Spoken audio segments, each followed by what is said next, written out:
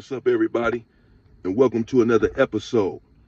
Like, subscribe, and share the video.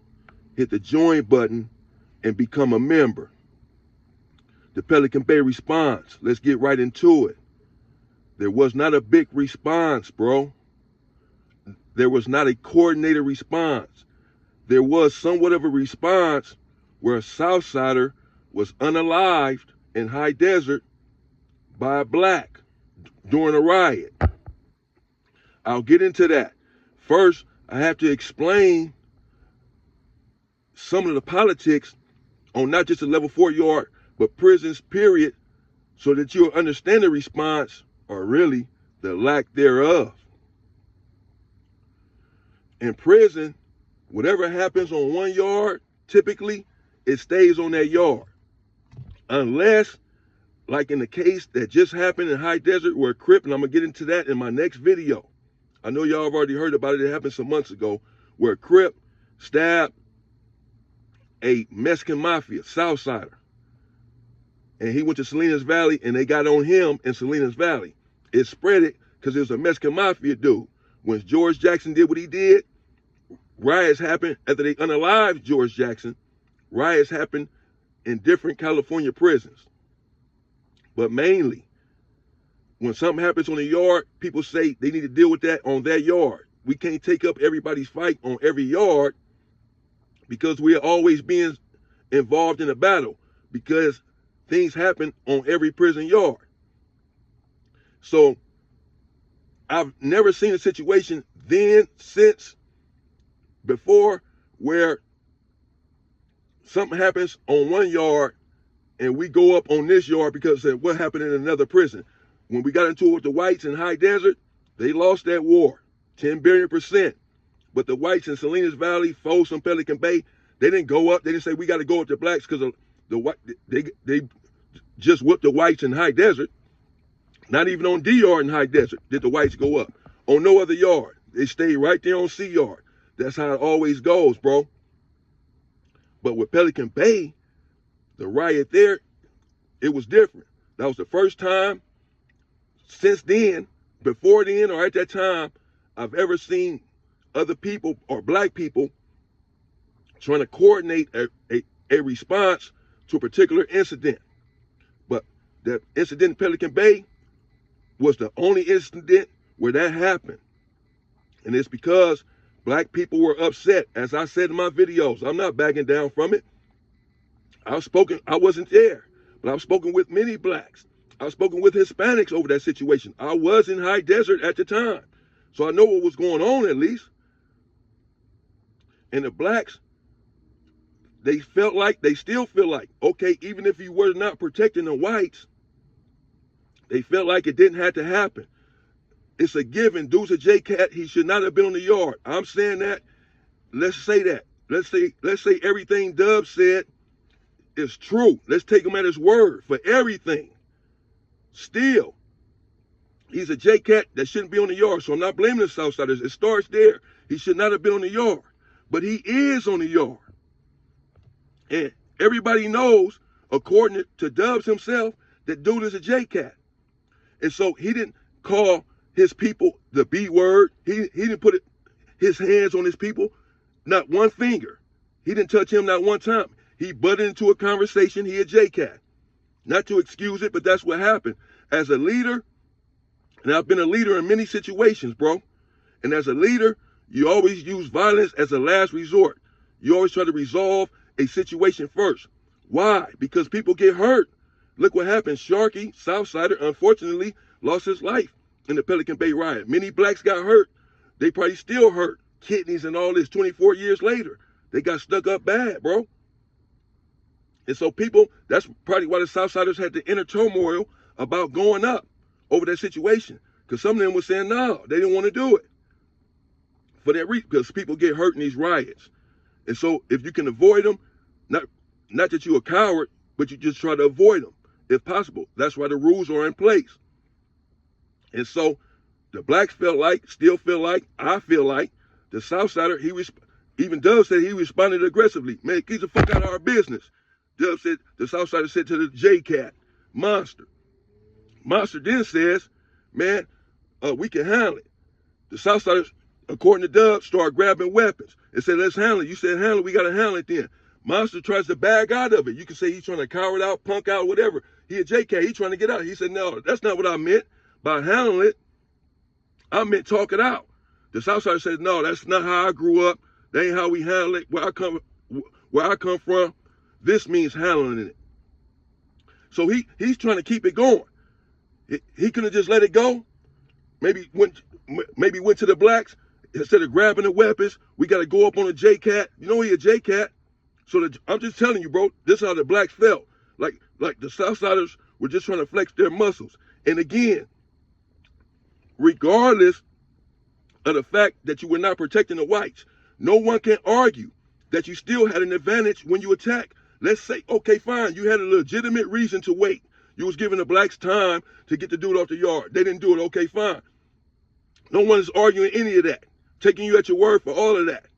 But what I'm saying is, when you did attack, you still had an advantage. Russia invaded Ukraine. Let's say Ukraine lose that war. They got men leaking, bad. They blew up their homes, churches, stores. They trying to rebuild. And now here come America attacking Ukraine, talking about for something that happened 6 months ago, while they're already weak and trying to recover from a war that they just lost. Who do you think is going to win? According to Dubs, we'd already just lost the war. 10 blacks got stabbed and maybe 1 white. So we still weakened, bro. At the time that you attacked, I ain't saying that you did it on purpose, but still. So we just felt like they were flexing their muscles. So the word just went out, just be on alert. And if you get into it, a Southsider, go up on them. Don't take their word for it that it's over. Don't play no games with them. We want some get back. And leaders was actually trying to coordinate a response. Not just me. It's a lot of strong dudes. A lot of strong dudes up in there. Fuck what you heard, bro. A lot of strong black dudes in there, and all of them was pissed off. But it didn't really materialize. But the riot did kick off with the blacks and the Southsiders on a lower level in High Desert in 2004. You can Google it. You can Google everything I talk about. You can Google it. The riot with the blacks in the South and the whites in High Desert, the unalive and the big devil, it's all online. Me and my record, what prisons I've been to, it's all online. And they got into it. And some of the blacks that was in the riot with the Southsiders in 2004, they went to the hole in High Desert. We was in the hole too for that stuff in High Desert. They was back there for a couple of years. They was fighting the case. And they explained that they'd already got word that the Pelican Bay thing was on their mind. It was on everybody's mind. So they got into it with the Southsiders, and they went up, and a black hit the smashed the Southsider's head in with a rock in 2004, in August of 2004 in High Desert, and he died, bro. And some other Southsiders were injured in that riot as well. And some blacks were injured. There was a riot in Chino where the blacks and the Southsiders went up in like 08 or 09. Riots were just happening in different prisons, but it wasn't just a coordinated response. It was really on Pelican Bay to handle that. But it was on every black's mind what had happened. And every black wanted to go up, or a lot of blacks wanted to go up over that situation. But we couldn't get on one page. Too busy at each other, and the leadership wasn't where it was supposed to be, bro. There was a response. You can call that the response in 04, where the Southsider was unalive because the blacks that came to the hole and that happened in High Desert, and the blacks said it was over that situation. Or that situation in Pelican Bay was on their minds because they got word. As I said, whenever something happens with the Southsiders, from now on, go up. And that was the word with everybody. It had changed a lot.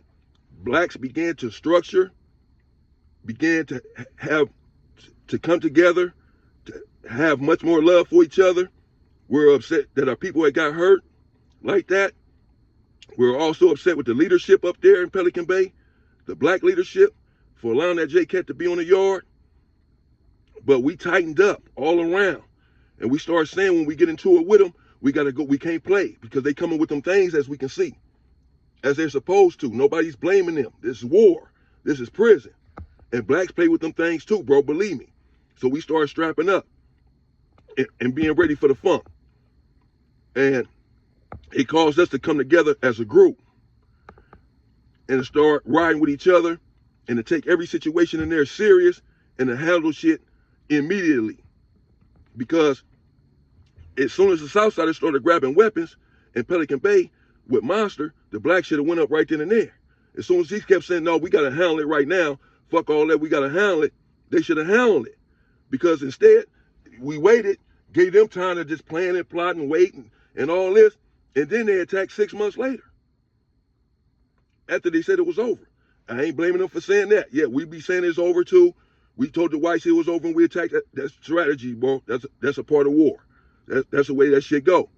Them attacking us, even if we were in a weak position, that's strategy. That's a part of war, bro. We got to do better. You know what I'm saying? And so it changed a lot of things in a prison system period. That ride in Pelican Bay, it changed a lot of things, bro, for blacks in a prison system period. We tightened up, we got stronger, more disciplined, and more structured to this day. And I wish I could say it was just a straight up, this is over Pelican Bay, and we just all went crazy. It didn't happen like that. Because what happens in one prison tends to stay in that prison. Even my brother was in Pelican Bay, and they got stabbed up. And I'm in High Desert. And I'm telling them, man, I'm finna go up these Southsiders over that. They just told me, hell no. You can, but that's your ass when you done. We sorry about what happened to your brother, but that's in Pelican Bay. They got to deal with that up there, bro. We finna put our lives in jeopardy down here over what happened up there. If you get off on the south side, you're putting all us in jeopardy. So they had to stay up there. But it was on everybody's mind to get off on them. If anything ever happens again, they had a riot in 2004 in High Desert. Black smashed the south side in the head with a rock and unalived them, bro. That was unfortunate as well, but that did happen. According to them, Pelican Bay was on their minds. I don't doubt that because it was on everybody's mind. Whenever you get into the Southsiders, go hard and don't play and get off first. That was the word. We was trying to coordinate a good response. It never did happen. Inner turmoil, faulty leadership. That's it. Next video. The Crip that stabbed the Mexican Mafia in High Desert a few months ago. Some other stuff has happened over that. Now the Norteños talking about teaming up with the Southsiders. You can't make this stuff up. No, I'm not making it up. No, I'm not lying. No, I'm not. Talking about teaming up with the Southsiders against the blacks. We ain't got nobody. Don't forget that. Stay free, people.